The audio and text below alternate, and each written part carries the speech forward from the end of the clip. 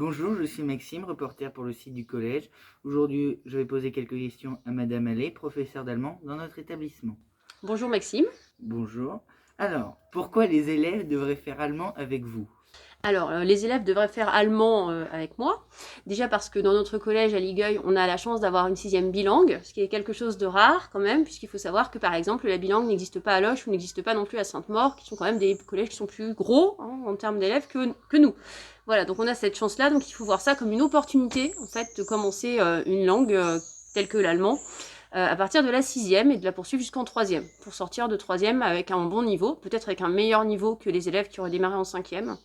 Voilà, pour ensuite envisager d'en faire quelque chose. Après, c'est l'opportunité aussi d'apprendre l'allemand, qui est une langue qui est très demandée aujourd'hui, notamment sur le marché du travail, mais qui est encore trop peu apprise en France. Voilà, donc on a quand même un gros besoin de personnes germanistes dans les entreprises, par exemple, alors que peu finalement parlent l'allemand. Donc il faudrait que les élèves apprennent davantage l'allemand au collège. Et ensuite, il faut savoir aussi que c'est la langue la plus parlée en Europe. C'est quelque chose que généralement on ignore, mais c'est la langue la plus parlée en Europe. Et ensuite parce que l'allemand offre beaucoup d'échanges scolaires, donc il y a beaucoup d'opportunités d'échanges scolaires avec l'allemand. Par exemple, dans notre collège, on a l'échange Brigitte Sauzet, donc on reparlera peut-être, qui permet aux élèves de troisième volontaire de partir 3 mois en Allemagne, voilà, en troisième, et de recevoir ensuite un correspondant 3 mois. Donc ce sont des opportunités qui ne sont offertes que par la langue allemande aujourd'hui. D'accord. Et donc, cette langue allemande, elle a des particularités, etc., qui pourraient déstabiliser les élèves. Alors oui, parce que là, enfin, elle a des particularités, oui. Pour ce qui déstabilise les élèves, généralement en classe, non pas spécialement, ils ne sont pas spécialement déstabilisés. En fait, c'est surtout l'image de la langue allemande dont on peut parler, puisque c'est une langue qui est réputée parfois un peu désagréable à l'oreille, parce qu'il y a en fait des sonorités en allemand qui n'existent pas en français, auxquelles nos oreilles de français ne sont pas habituées, donc ça surprend. Et donc comme ça surprend et qu'on ne connaît pas, on a tendance à trouver ça laid. D'autant plus que l'image de l'allemand qui est véhiculée n'est généralement pas vraiment à son avantage. On pense plutôt à l'allemand tel qu'il est parlé, par exemple, dans des films sur la guerre, etc. Donc, c'est pas ça, le vrai allemand. Donc, il faut se détacher de ça. Et puis, sinon, la langue allemande est aussi réputée pour être difficile, parce qu'elle a une grammaire qui est assez particulière. Et généralement, les parents d'élèves restent sur des souvenirs de cours de grammaire tels qu'ils étaient pratiqués à l'époque, à leur génération, en cours d'allemand, qui les ont laissés, qui leur ont donné très peu envie que leurs enfants pratiquent l'allemand. Donc, ce qu'il faut savoir, c'est que la grammaire allemande n'est pas spécialement compliquée. C'est une langue qui est certes à déclinaison, donc on décline, on change en fait les articles qui sont devant les noms, mais sinon la grammaire allemande, elle est, c'est vrai, très carrée. Voilà, au niveau de la construction de la phrase, mais elle est aussi très claire pour moi finalement. Elle a ses spécificités. Oui, les phrases ne se construisent pas comme en français, mais quand on apprend certaines règles de base, finalement, c'est pas si compliqué que ça, même pas du tout. C'est toujours la même chose. Il y a très peu d'exceptions. Voilà, il suffit juste d'accepter que c'est une langue qui fonctionne différemment de notre langue maternelle, qui est le français. Et à partir de là, normalement, ça va très bien. D'accord. Et donc, un avantage dans la vie courante de pratiquer l'allemand? Alors, comme on disait tout à l'heure, déjà sur le marché de l'emploi, c'est quand même un plus sur le CV de pratiquer l'allemand, puisqu'on est une denrée rare, voilà, en tant que germaniste. Donc, et sinon, c'est aussi déjà être une exception, même en soi, hein, même en dehors du marché du travail, ça sert à se démarquer. Voilà, ça interpelle, parce que voilà, on parle allemand alors que les autres ne le parlent pas. Et ça permet aussi de bénéficier des opportunités offertes dans le cadre de la coopération franco-allemande, donc de tous les échanges. Alors j'ai parlé de l'échange SOSEM, mais il existe plein d'autres échanges. Donc pour ça, il faut aller voir sur le site de l'OFAGE, qui est l'Office franco-allemand pour la jeunesse, qui est une institution qui existe justement uniquement pour la coopération franco-allemande. Donc c'est ofage.org, hein, ofaj.org. Donc il y a plein de choses, il y a des chantiers européens, il y a des échanges, donc des échanges de plus ou moins longue durée, de 3 mois, de 6 mois, d'un an, selon l'âge de l'enfant. Et puis il y a aussi des stages en entreprise, dans le pays partenaire, énormément de choses. Voilà, il suffit de chercher à se documenter en fait. D'accord. Est-ce que vous proposez des activités ludiques aux arrivants chaque année, donc par exemple aux élèves de sixième qui arriveront l'année prochaine? Alors, pour ce qui est des activités ludiques, en fait, j'ai pas cette année, mais normalement, il y a un club allemand au sein du collège, auquel peuvent participer tous les élèves, de tout niveau, germanistes ou non. Et sinon, j'interviens surtout sur les écoles primaires du bassin du collège de Ligueuil. Donc ça fait 6 écoles primaires. Donc cette année, 6 écoles primaires, 7 classes. Et c'est pour leur faire donc découvrir l'allemand, leur faire entendre de l'allemand, ce qui est important, pour qu'ils puissent se faire une idée de ce qu'est un vrai allemand, et non pas l'image telle qu'elle est véhiculée.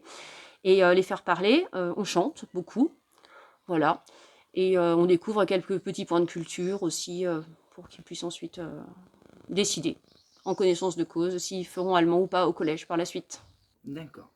Donc, comme vous l'avez déjà dit, la langue allemande ouvre des portes, mais quelles portes à l'orientation, à fin d'orientation, donc à fin de la troisième? Alors, quand après la troisième, on va dans un lycée général, n'importe quel lycée général, on poursuit l'apprentissage de sa deuxième langue vivante, hein, donc qui sera l'allemand ou l'espagnol en fonction de ce que l'élève a appris au collège. Et après, sinon, il y a quelque chose de spécifique qui est le parcours Abibac. Donc, c'est un mot valise qui a été créé à partir du baccalauréat français et de l'Abitur allemand. Donc, la classe Abibac existe au lycée Paul-Louis Courier à Tours. Donc, finalement, c'est quand même très près de chez nous. Voilà, avec un internat pour que les élèves puissent tout simplement intégrer cette section Abibac s'il n'est pas possible de faire les allers-retours. Et c'est quelque chose qui leur permet de passer en terminale à la fois le bac français et le bac allemand. Donc en passant certains modules du bac allemand, pas tout le bac allemand, ils auront les 2 diplômes. Et à partir de là, donc c'est en faisant de l'allemand de façon renforcée, bien sûr, à partir de la seconde, et à partir de là, ils pourront aller étudier n'importe où sur le territoire français ou le territoire allemand, et aussi inscrire Abibac sur leur CV. Voilà. Donc il faut savoir que les profils Abibac sont très très très très recherchés, puisqu'il y a des recruteurs qui vont chercher directement les élèves à la sortie de terminale, même sans études, parce qu'ils sont presque bilingues en fait à la sortie de terminale, et donc là on est vraiment une rareté.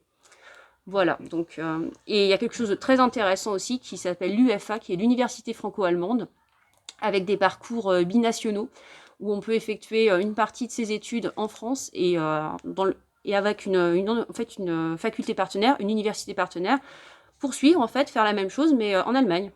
Voilà, donc au lieu d'être tout le temps à Tours, par exemple, on va passer 6 mois à Tours et 6 mois dans une ville jumelée, dans une université pour faire la même chose. Et pareil, à la fin de ça, on a un niveau de langue très intéressant.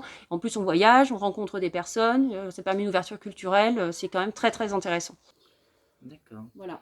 Et donc, si la langue ne convient pas aux élèves de sixième, cela est trop dur, est-ce qu'ils peuvent arrêter? Et si cela est possible, comment?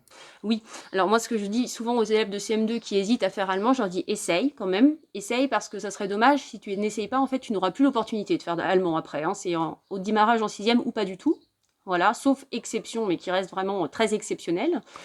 Et par contre, du coup, si au bout d'un trimestre, l'élève se rend compte que pour une raison ou pour une autre ça ne lui convient pas, donc ça peut être finalement ça me plaît pas, bah, ça peut s'entendre.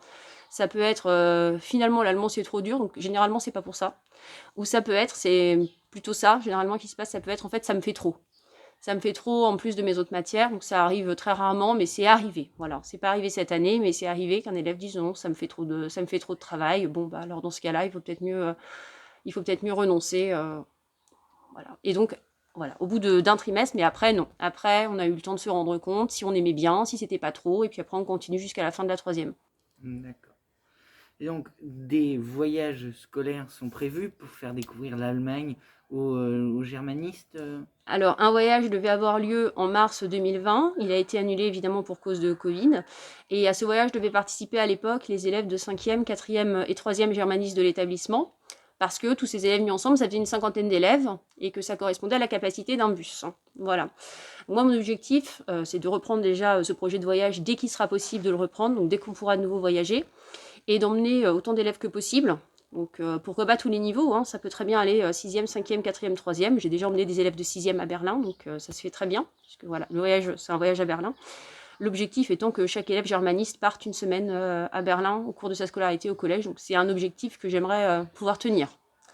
D'accord. Voilà. Et donc, lors des portes ouvertes du collège, est-ce que vous arrivez à convaincre certains élèves de faire l'allemand? Alors, les élèves, à convaincre les élèves, pas spécialement. C'est plutôt pour confirmer en fait une décision, puisque les élèves de CM2 m'auront vu déjà en initiation, donc on aura eu le temps de faire des choses ensemble et de discuter. C'est plutôt pour rencontrer les parents, pour pouvoir discuter avec eux s'ils ont des réticences ou pour pouvoir répondre à leurs questions. Voilà. Et ça permet aussi de montrer la salle, de pouvoir voir comment est la salle, de pouvoir voir les travaux d'élèves qui sont au mur. Ça leur permet de voir aux élèves et aux parents ce qu'on fait concrètement en classe. Voilà. Et puis de se projeter éventuellement, travailler dans cette salle et être un futur élève germaniste au collège de Ligueuil. Voilà. D'accord. Merci Madame Allais pour ces questions et puis à bientôt, je l'espère. Merci beaucoup Maxime.